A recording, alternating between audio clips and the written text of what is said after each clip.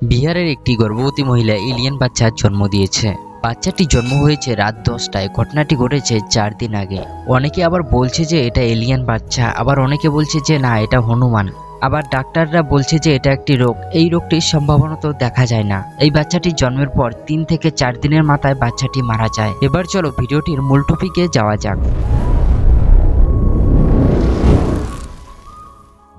তো সবার প্রথমে তোমাদের কাছে একটি ছোট্ট একটি রিকোয়েস্ট করব, তোমরা কেউ ধূমপান করবেন এবং ধূমপান থেকে দূরে থাকুন। এবার তাহলে বাচ্চাটির কিছু ভাইরাল ভিডিও দেখে আসা যাক।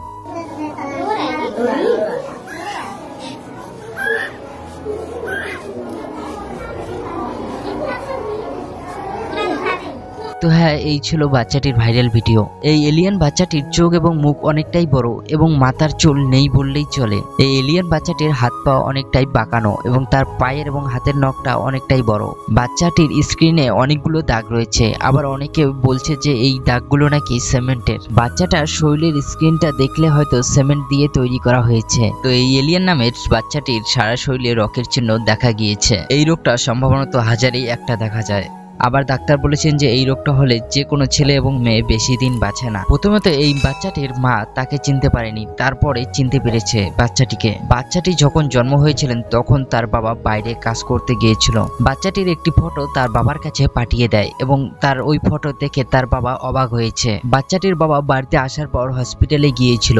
বাড়িতে আসার পর 3 থেকে 4 দিনের মাথায় বাচ্চাটি মারা যায়। বাচ্চাটির খিদে লাগলে তার মা তাকে চামচ দিয়ে দুধ খাওয়ায়। বাচ্চাটিকে যখন বাড়িতে নিয়ে যাওয়া হয় তখন তাদের গ্রামের লোক সবাই এসেছিল বাচ্চাটিকে দেখতে। অনেকে তো আবার বলছেন এটা এলিয়েন, আবার অনেকে বলছেন যে এটা না হনুমান, আবার অনেকে বলছেন যে এটা শ্রাবণ মাসে শিবের দয়ায়। এই বাচ্চাটির জন্ম হওয়ার পরে তাকে বোঝা যায়নি যে এটা ছেলে না মেয়ে। এই রোগটা অনেকটাই ভয়ানক। এই বাচ্চাটি খেতে পারে, শুধু হাঁকতে এবং মরতে পারে না। রোগটির নাম হলো জেনেটিক ডিস্টার্ব রেট। এই রোগটি সম্ভবত এখন বর্তমানে দেখা যাচ্ছে না। এইসব রোগ হওয়ার কারণ তার বাবা মা। তার বাবা মা যদি ভালো করে চলতো তাহলে হয়তো এই বাচ্চাটির এই দশা হতো না। তো আজকের ভিডিওটা বেশি করে শেয়ার করুন। ভালো লাগলে ভিডিওটিকে অবশ্যই একটি লাইক করে আমার চ্যানেলটিকে সাবস্ক্রাইব করতে ভুলবেন না। তো আজকের ভিডিওটা এখানেই শেষ করছি, আবার দেখা হবে নতুন একটি ভিডিও নিয়ে।